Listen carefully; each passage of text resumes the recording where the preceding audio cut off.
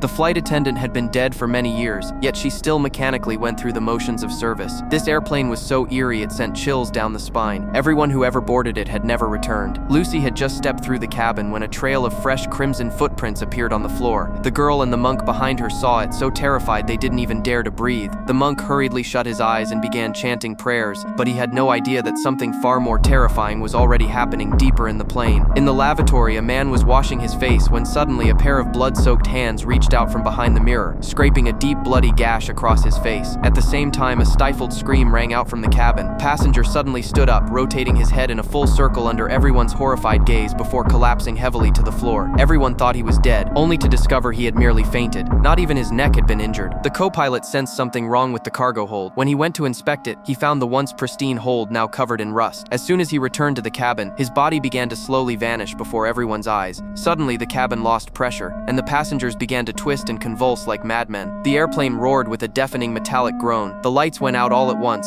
and everyone huddled together, trembling in fear. All eyes turned to Daisy, demanding to know what was happening. Lucy's face went pale. 10 years ago, she had lived through this exact same nightmare. Back then, the passengers seemed possessed by demons, transforming one by one into monsters. Thankfully, she had managed to lock herself in the cockpit in time, and that was how she survived. But now, bloody handprints began slowly appearing on the cabin door, one after another, as if someone was desperately pounding to be let in.